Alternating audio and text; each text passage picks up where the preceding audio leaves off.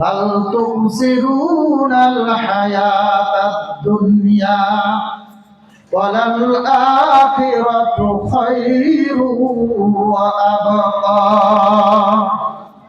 হ্যাঁ দুনিয়ার মানুষেরা, তোমরা দুনিয়ার জিন্দেগিকে প্রাধান্য দিতেছ। দুনিয়ার জিন্দেগি তো ক্ষণস্থায়ী। এই জিন্দেগি তো আল্লাহর কাছে কোনো দামই নাই। দামি জিন্দেগি তো হলো সামনের জিন্দেগি, আখিরাতের জিন্দেগি। মুআজ্জিজ মুহতারাম হাজিরিন, দুনিয়ার জিন্দেগি তো আল্লাহর কাছে একটা মশার পাখার বরাবর যদি হতো, তাহলে আল্লাহ তাআলা কোন কাফের মুশরিককে এক ঘট পানিও পান করাইতেন না, এক ঘট পানিও পান করাইতেন না। আল্লাহ রাসূল সাল্লাল্লাহু আলাইহি ওয়াসাল্লাম এইভাবে বলতেছেন, قال رسول الله صلى الله عليه وسلم لو كانت الدنيا تعدل عند الله جناح بعوضة ما سقى كافرا شربا। যদি দুনিয়ার দাম আল্লাহর কাছে একটা মশার পাখার পরিমাণ হতো, তাহলে মুশরিক কাফের এবং বেদিনকে এক ঘট পানিও খাওয়াইতেন না। দুনিয়া তো বেদামি। আরেক হাদিসের মধ্যে আছে, আর দুনিয়া জিফা তালিবুহা গিলাল, দুনিয়া হলো মৃত জানোয়ার তুল্য। আর এটা নিয়ে কারাকারি করে, মৃত জানোয়ার নিয়ে কারাকারি করে কারা? কুকুরের দল। কুকুরের দল। কুকুরের কথা কেন বললেন? শ্রীগাল তো মৃত জানোয়ার খায়, ওদের কথা বললেন না কেন? ওই শ্রীগাল তারা শুধু রাত্রে খায়, দিনে খায় না। শকুন সেও তো খায়, শকুনের কথা বললেন না কেন? শকুন সে দিনে খায়, রাত্রে খায় না। আর কুকুর এটা এরকম জন্তু, সে দিনও খায়, রাত্রেও খায়। এই জন্যে আমরা এরকম পাগল করা হয়ে গেছি, যেটা রাসূল বলে গেছেন, মনে হয় আমরা ওই বলে না জানি করে যাই। দুনিয়ার তলে আমরা এরকম হয়ে গেছি। অথচ দুনিয়া আমাদেরকে একদিন বিদায় মেরে, লাথি মেরে বিদায় করে দিবে। দিবে কি দিবে না? এই দুনিয়ার চাকচক্য দেখে আমরা হায়রান পরেশান হয়ে দুনিয়ার পিছনে লেগে রয়েছি। জহর দারাত দরু দুনিয়া চুমার, জহর দারাত দরু দুনিয়া চুমার, গেছে বিনি জহর শোনক শুনেগার। আল্লামা ফরিদুদ্দীন আত্মর রহমতুল্লাহি আলাইহি বলতেছেন, আরে দুনিয়ার পিছনে তুমি মত্ত হয়ে গেছ, দুনিয়ার পিছনে পাগল করা। দুনিয়া তো সাপের বিষের ন্যায় বিষ রাখে। যদি তোমাকে দুনিয়া এরকম ভাবে সুবল মেরে দেয়, তাহলে তো তুমি দুনিয়ার বিষে যদি আক্রান্ত হও, তাহলে আখিরাত তোমার বরবাদ হয়ে যাবে। আখিরাত তোমার কিন্তু যাইতে হবে নিশ্চিত। যে দুনিয়ার যা জিন্দেগির শুরু আছে আর শেষ নাই। আখিরাতের জিন্দেগির কোনোদিন শেষ হবে? কোনোদিন শেষ হবে না। কিন্তু ওই আখিরাতের জিন্দেগিতে আমরা আখিরাতের জিন্দেগির কথা ভুলেই গিয়েছি। দুনিয়ার কথা নিয়ে আমরা আলোচনা করি, আখিরাতের কথা আমাদের আলোচনার মধ্যেও আসে না। এই জন্য কোন আল্লাহর ওলি বলেন, চাঁদে গোয়ে বাগামান বুস্তানে মান, চাঁদে গোয়ে বাগামান বুস্তানে মান, ইনা গোয়ে গুরে গোরস্তানে মান, ইনা গোয়ে গুরে গোরস্তানে মান। হে দুনিয়ার বন্ধুরা, তোমরা কতবার এরকম বলতেছ মানুষের সঙ্গে, গর্বের সঙ্গে, অহংকারের সঙ্গে, যে এই যে দেখো এটা আমার বাগান, এটা আমার বাড়ি, এই যে এগুলি আমার জমজমে খেয়াল ফলা। কিন্তু তোমাকে যে কবর ডাকতেছে, এটা তো একবার বললে না, এখানে আমার গোরস্থান হবে, গোরস্থান আমাকে যেতে হবে, এই গোরস্থানে আমাকে কিয়ামত পর্যন্ত থাকতে হবে। ওইটা তো আসল বাড়ি। আসল বাড়ির কথা আমরা ভুলে গেছি, ঠিক না? ইয়া সাহিবি লা তাগতারু বিতানাউমিন, ইয়া সাহিবি লা তাগতারু বিতানাউমিন, আল আমরু ইয়ানফাদু ওয়ান নাঈমু ইয়াজুলু, আল আমরু ইয়ানফাদু ওয়ান নাঈমু ইয়াজুলু। মুআজ্জিজ মুহতারাম হাজিরিন, এক আল্লাহর ওলি বলতেছেন, হে আমার বন্ধু, লা তাগতারু বিতানাউমিন, তোমাকে যেন এই দুনিয়ার নাজ নিয়ামতে ধোঁকায় না ফেলে দেয়। আমাদেরকে ধোঁকায় ফেলে দিয়েছে। লা তাগতারু বিতানাউমিন, তুমি জিন্দেগি যেটার আশা করতেছো আর অনেক দিন বাঁচবা, এই জিন্দেগিতে তুমি লম্বা হায়াত পাবে না। আল উমরু ইয়ানফাদু ওয়ান নাঈমু ইয়াজুলু, তোমার উমর, তোমার বয়স শেষ হয়ে যাবে, যা নাজ নিয়ামত পেয়েছো এগুলো দূর হয়ে যাবে, তোমার হাতছাড়া হয়ে যাবে। ঠিক ঠিক না? যখন মউত আসবে এই নাজ নিয়ামত আমার কোন কাজে আসবে?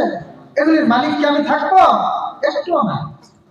মুআজ্জাজ মুহতারাম হাজিরিন, তো আমাদের ফিকির করা দরকার কোনটা? আখিরাতে। আমাদেরকে আল্লাহ তাআলা কেন পাঠাইছেন? দুনিয়াতে পাঠাইছেন হলো আল্লাহর গোলামি করার জন্য। তো গোলামি করতে হলে তো জানতে হবে কোন কাজ আল্লাহ করতে বলছেন, কোন কাজ নিষেধ করছেন। আর ওইটা এলেমের কোনো বিকল্প নাই। এলেম ছাড়া ওইটা জানা সম্ভব। এই জন্য তো এলেম শিক্ষা করা ফরজ করে দিয়েছেন। এলেম শিক্ষা করা কি করছেন? ফরজ করে দিয়েছেন।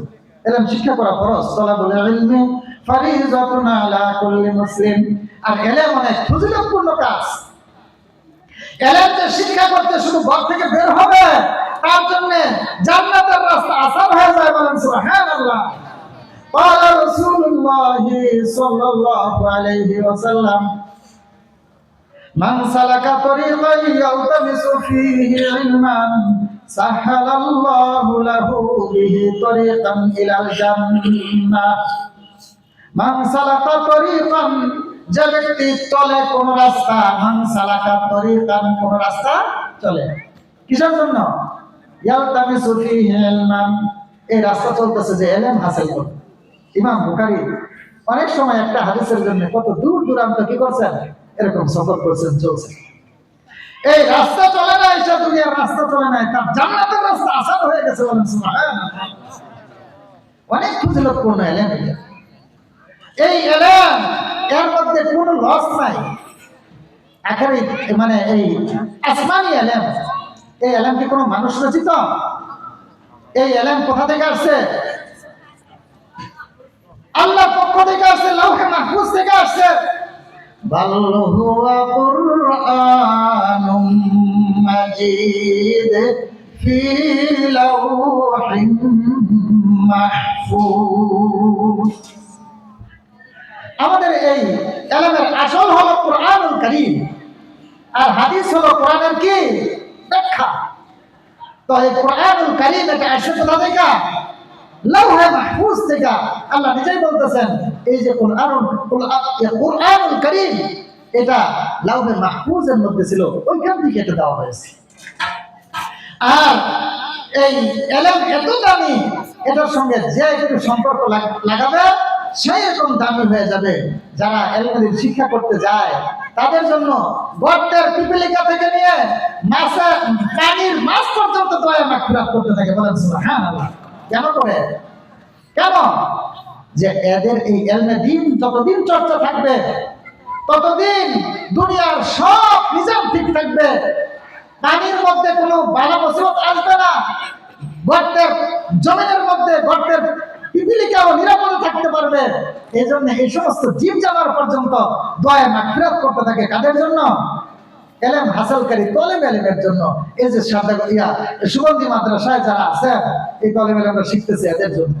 এরা যে এলাকায় থাকে ওই এলাকাকে আল্লাহ তাআলা আযাব গজব থেকেও হেফাজত করে। কারণ এখানে সবসময় ক্বালা রাসূলুল্লাহ সাল্লাল্লাহু আলাইহি ওয়াসাল্লাম পড়া হয়, দুরূদ শরীফ পড়ে। আর আল্লাহর কথা কোরআনে মাজিদ যেখানে পড়া হয় ওইখান থেকে ভালো মুসিবত দূর হয়ে যায়। যে ঘরের মধ্যে কোরআন তেলাওয়াত হয় ওই ঘরের মধ্যে বরকত নাযিল হয়। আর কোরআন তেলাওয়াত যে ঘরে হয় না ওই ঘরকে বলছেন বিরান ঘরের মতো। আল্লাহ রাসূল কি বলছেন? ক্বালা রাসূলুল্লাহ সাল্লাল্লাহু আলাইহি ওয়াসাল্লাম, যে ঘরের মধ্যে, অর্থাৎ ক্বালা রাসূলুল্লাহ সাল্লাল্লাহু আলাইহি ওয়াসাল্লাম মান লাইসা ফি জাওফিহি শাইউন মিনাল কুরআন কাল বাইতিল খারিব আও কামা ক্বালা আলাইহি সালাতু ওয়াসসালাম, যে অন্তরের মধ্যে কোরআনের কোনো অংশ নাই ওই অন্তর হলো বিরান ঘরের মতো। আর যে অন্তরের মধ্যে এরকম কোরআন আছে সে অন্তরটা হলো স্বচ্ছ এবং এরকম নূরানি। তো কাজেই এই কোরআনী শিক্ষা, হাদিস শিক্ষা এটা আমাদের দরকার আছে কি আছে না? এটা এই কোরআন যদি শিক্ষা করে তাহলে আমার এই সন্তান দুনিয়া তো সবচেয়ে শ্রেষ্ঠ হবে, আখিরাতেও সবচেয়ে শ্রেষ্ঠ হবে। এইটাও রাসূল সাল্লাল্লাহু আলাইহি ওয়াসাল্লাম হাদিসের মধ্যে স্পষ্ট বলে গেছেন, কোন এরকম ব্যাখ্যা না।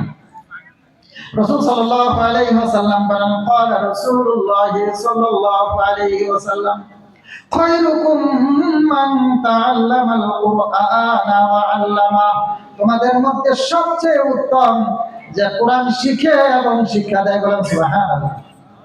তবে শিক্ষা দেওয়ার মধ্যে যারা উস্তাদ তারাও শামিল, যারা ব্যবস্থাপনা করে তারাও শামিল। এই মাদ্রাসাটা খালি কি উস্তাদরাই পুরোপুরি চালাইতে পারে? এখানে কমিটির লোক আছে, তারপরে কমিটির লোকের বাইরেও এলাকার লোক সাহায্যকারী আছে কি আছে না? এই যে এখানে যারা শিক্ষার ব্যবস্থা করে তারাও এই দলের মধ্যে শামিল, এই দলের মধ্যে শামিল। মুআজ্জিজ মুহতারাম হাজিরিন, এই দলের মধ্যে আমাদের সবার সকল মুসলমানের শামিল থাকতে হবে। কথা বুঝে আসলো কিনা? তাহলে আমরা শ্রেষ্ঠ লোক থাকবো, আমরা শ্রেষ্ঠ হব দুনিয়াতেও আখিরাতেও। কাজে যারা এই মাদ্রাসার কমিটির লোক আছেন তারাও শ্রেষ্ঠ। তারা শ্রেষ্ঠ থেকে খালি না, কারণ তারাই শ্রেষ্ঠ শিক্ষার ব্যবস্থা করতেছেন। এরা সবকে জারিয়া হিসেবে আখিরাতে নাজাতের একটা উসিলা করতেছেন। আল্লাহ কাকে কোন উসিলায় মাফ করে দিবেন এটা বলা যায় না। ছোট্ট ছোট্ট উসিলায় আল্লাহ তাআলা বড় বড় পাপীকেও মাফ করে দেন। মুআজ্জিজ মুহতারাম হাজিরিন, এরকম কোরআনের এত সম্মান।